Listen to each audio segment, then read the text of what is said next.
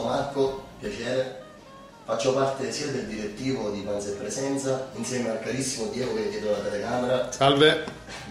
E abbiamo deciso insieme di proporvi questo breve video corso per aiutare gente non del mestiere a realizzare dei piatti semplici, veloci e soprattutto buoni per quanto riguarda la nostra panza, che si sposa con la nostra filosofia, giusto? Certo.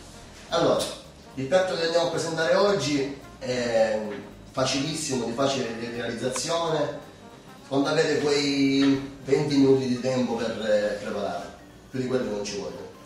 Allora, gli ingredienti sono pochi e semplici. Il costo del piatto si aggira intorno a 30 centesimi a porzione. Andiamo a preparare noi oggi 6 tortine. Me lo rifai di nuovo il segno della porzione? Sì, 6 porzioni. In circa sono di questa portata qua. Ok. Allora, 6 porzioni, ogni porzione andrà a costare all'incirca sui 30-35 centesimi a prodotto finito, compreso anche quindi il forno, cose che non ci scordiamo mai che in questi tempi costa. Allora, gli ingredienti sono semplici. Abbiamo, scusami, inquadri qui. Sì, prego. Okay. Allora, 100 grammi di cioccolato fondente. Scusate, ovviamente quello che andiamo a preparare, lo diciamo il titolo, no? Logicamente. Il nome della ricetta. Logicamente. Tortini di cioccolato con cuore fondente. Buonissimo. Dicevamo, cioccolato fondente 100 grammi. Basta. 2 uova intere e 2 tuorli. 60 grammi di zucchero. 30 di farina e 40 grammi di cacao e per finire 100 grammi di burro. Questi sono i 6 ingredienti semplici da utilizzare. Sono emozionato prima del video ricetta. Andiamo alla preparazione. Seguite. Allora, portiamo tutto l'occorrente sul tavolo. Abbiamo bisogno di 2 pentolini per sciogliere il cioccolato a bagnomaria. Poi una semplice ciotola di plastica per lavorare il composto. Che fa caldo oggi. Si muore. Mamma mia. Dell'olio che ci servirà solamente per infarinare gli stampini, che sono questi. Se è olio? Olio.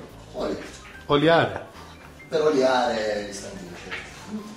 6 abbiamo detto, con questa dose ne facciamo 6, quindi tutta la famiglia. E una frusta per sbattere. Ovviamente se avete lo sbattitore elettrico, usate lo sbattitore elettrico. Noi usiamo questa qui perché giustamente c'è anche qualcuno che non ha lo sbattitore elettrico a casa, può utilizzare la frusta. Non è una cosa impossibile da fare. Allora, mi raccomando, le uova uscitele almeno 15 minuti prima dal frigorifero, perché altrimenti non vi montano. Devono raggiungere la temperatura ambiente. Procediamo alla preparazione. Abbiamo detto 2 uova intere e 2 rossi. Quindi 2 uova intere. Assicuratevi di non fare cadere delle bucce all'interno.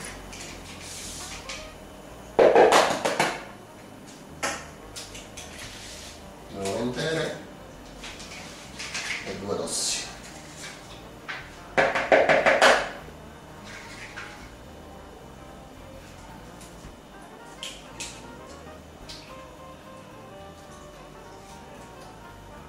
Uno.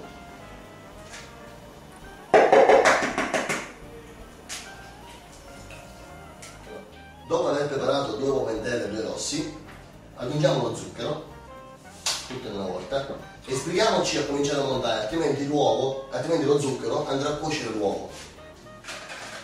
Cominciamo a montare questo veloce. Dal basso verso l'alto, sempre. Fino a quando il composto diventerà pallido. Un po' come la faccia di Diego oggi. Quando le uova e lo zucchero raggiungono questa consistenza, quindi un po' schiumosa, diciamo che il composto è pronto. Subito andiamo a mettere in frigorifero.